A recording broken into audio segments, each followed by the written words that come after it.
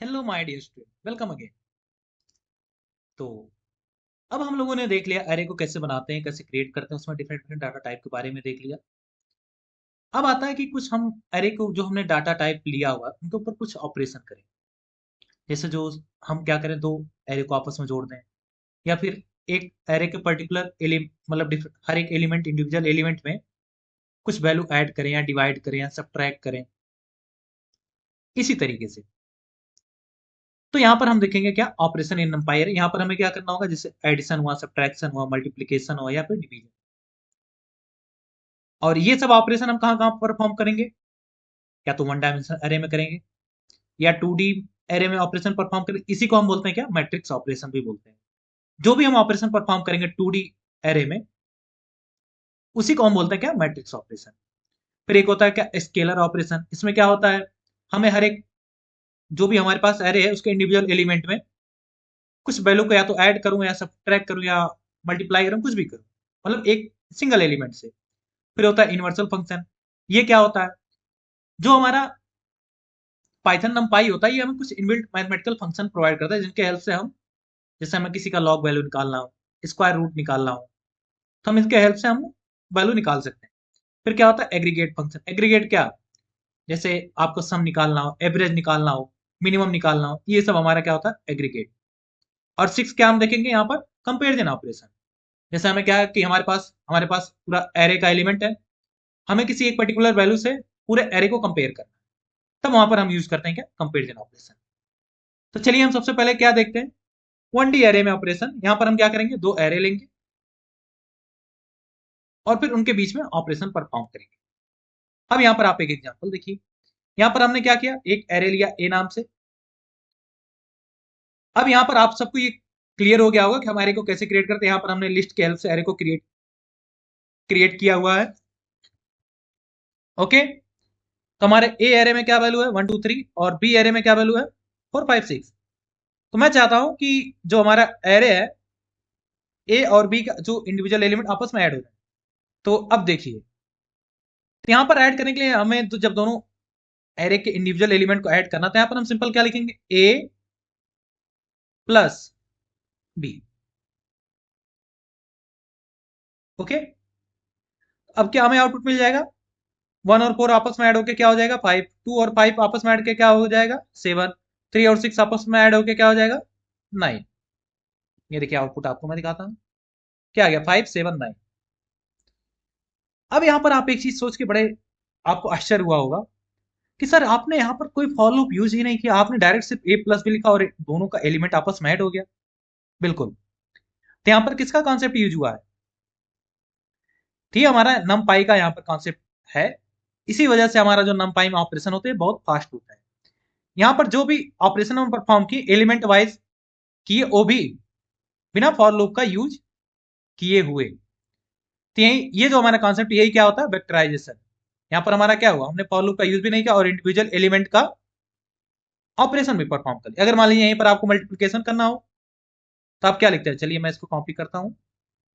यहाँ देखिए, तो यहाँ प्लस की जगह क्या हो जाएगा, मल्टीप्लिकेशन का साइन हो जाएगा। इसका आउटपुट निकालते क्या होगा,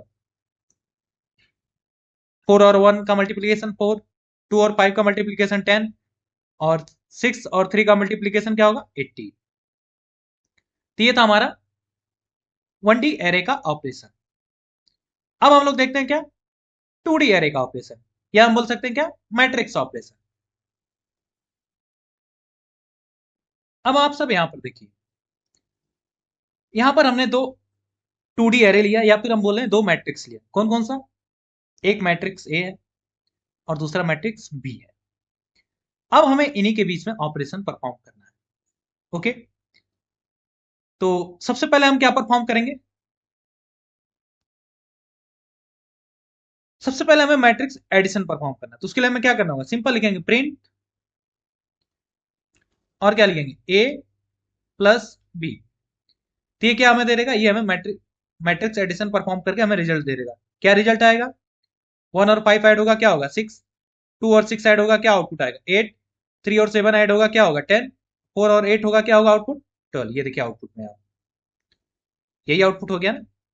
यही तो हमारा मैट्रिक्स एडिशन होता है, जो पर्टिकुलर पोजीशन पे जो जो एलिमेंट है वो आपस में ऐड हो जाते हैं।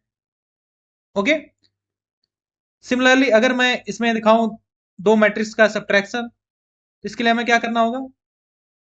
सिंपल, जहां हमने प्लस साइन यूज किया वहां पर क्या यूज कर देंगे? वहां पर हम माइनस साइन यूज कर देंगे। तो ये हमारा क्या दे देगा? दो मैट्रिक्स का सब्ट्रैक्शन।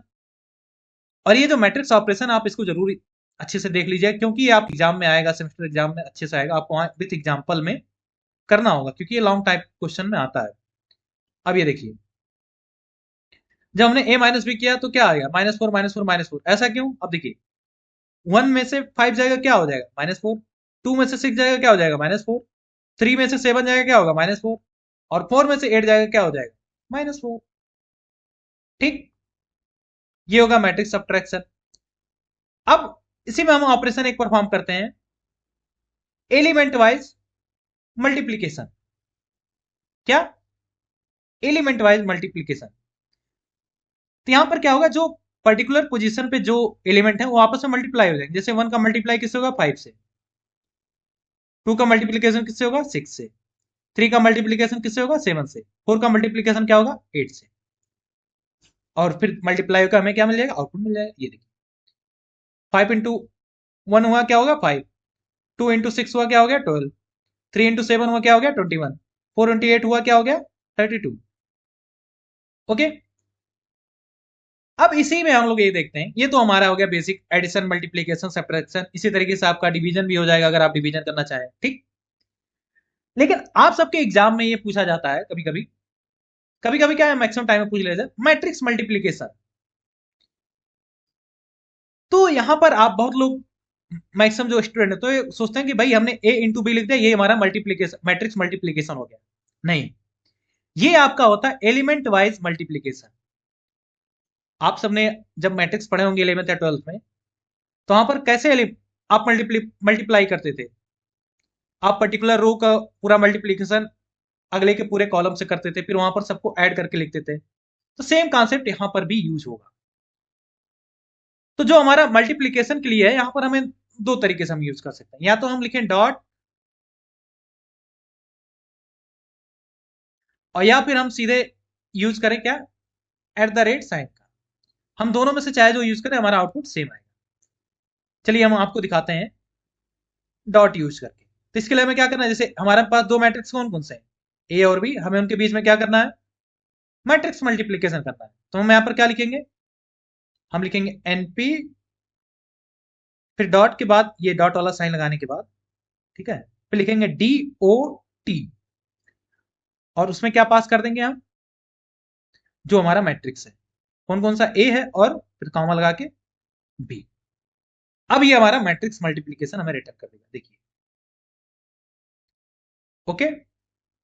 और यदि हम चाहें इसका यूज करें, @साइन का, तो भी हमारा मैट्रिक्स मल्टीप्लीकेशन रिटर्न करता है। अब ये देखिए, a @b, देखिए दोनों का आउटपुट सेम आ गया।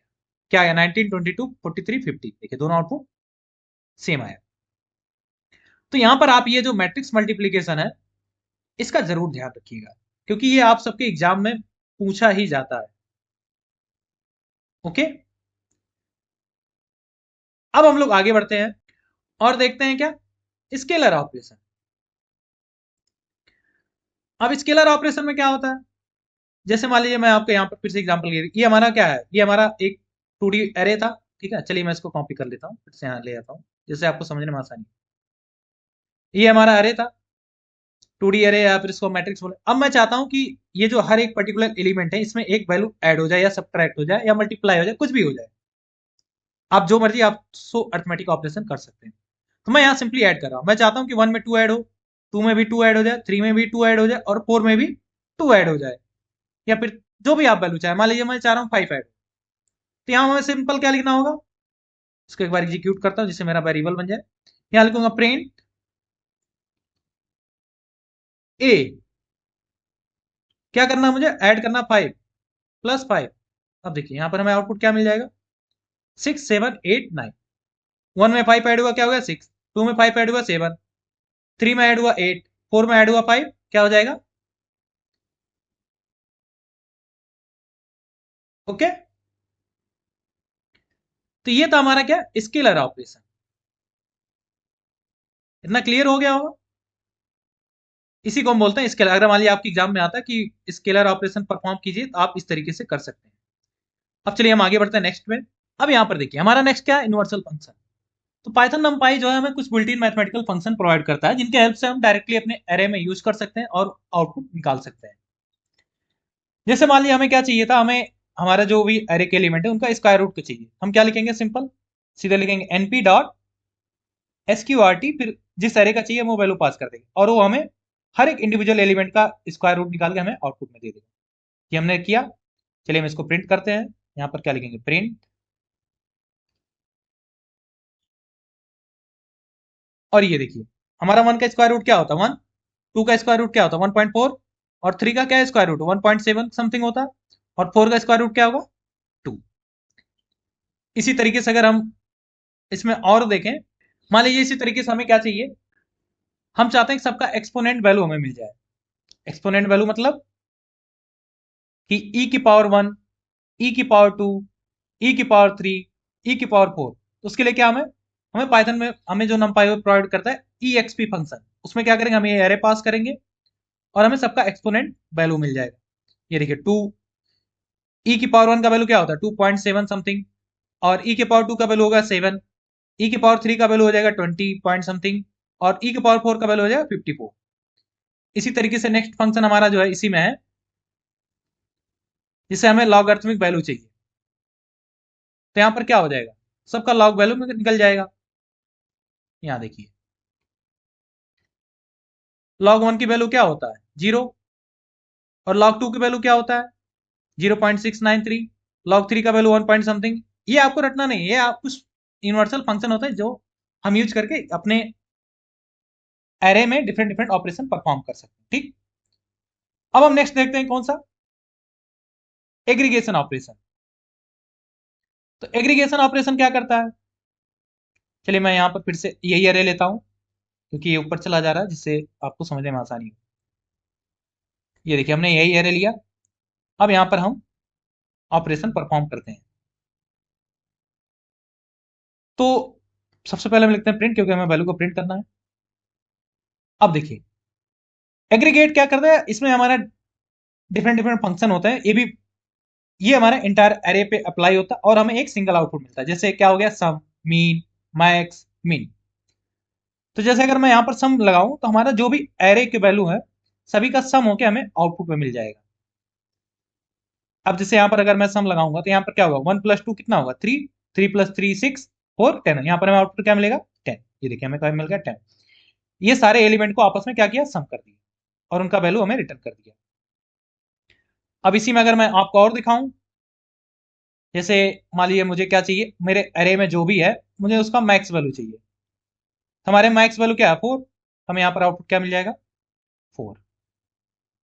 ओके, अब इसी में अगर मुझे मिनिमम वैल्यू चाहिए तो यहाँ सम की जगह क्या मैं लिख दूंगा मिन, सिंपल। तो यहाँ मिन जब लिखेंगे मिनिमम वैल्यू क्या है 1, तो यहाँ में आउटपुट क्या मिल जाएगा 1। अब यहाँ पर देखिए मिन हो गया। अब मुझे क्या चाहिए, मीन चाहिए। मीन के लिए हमें क्या लिख देंगे, प्रिंट वही सेम np डॉट मीन, और मीन में क्या पास कर देंगे अपना एरे, हमें मीन इसका ओके यहाँ मीन होगा। मीन तो हमने निकाल चुका, मीन। ठीक, तो हमें इसका मीन वैल्यू मिल जाएगा। देखिए क्या हो गया मीन 2.5। तो ये थे हमारे कुछ एग्रीगेशन के ऑपरेशन। अब हम नेक्स्ट देखते हैं क्या, कंपेरिजन के ऑपरेशन। तो हम वही एरे सेम लेते हैं यहाँ पर भी, ये जो हमारा एरे है यही सेम है यहाँ पर भी है। चलिए यहाँ पर मैं फिर से लिख दे रहा हूँ।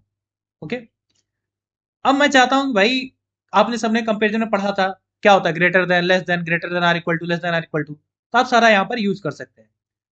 अब मैं चाहता हूँ कि मुझे चेक करना है कि भाई मेरे एरे में क्या सभी वैल्यू 2 से बड़ी हैं कि नहीं है, अगर हैं तो कौन कौन बड़ी है। तो यहाँ पर मैं सिंपल लिख दूंगा ए ग्रेटर देन 2।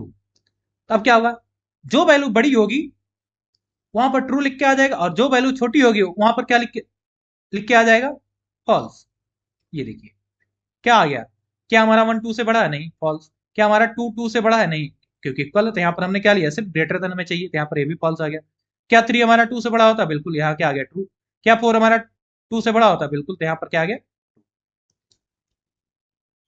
तो ये सब था हमारा क्या, ऑपरेशन, जो हम इसमें परफॉर्म करते हैं। इसमें हम लोगों ने क्या क्या देख लिया, इसमें हमने देखा 1D में कैसे एरे ऑपरेट करते हैं, या 2D एरे में कैसे ऑपरेशन करते हैं, या फिर मैट्रिक्स में कैसे ऑपरेशन करते हैं, स्केलर ऑपरेशन क्या होते हैं, यूनिवर्सल फंक्शन में क्या क्या होते हैं, एग्रीगेट ऑपरेशन क्या होते हैं, और कंपेरिजन हम कैसे करते हैं। तो ये था हमारा नंपाई का ऑपरेशन। तो इस लेक्चर में इतना ही, मिलते हैं हम आप सबसे नेक्स्ट लेक्चर।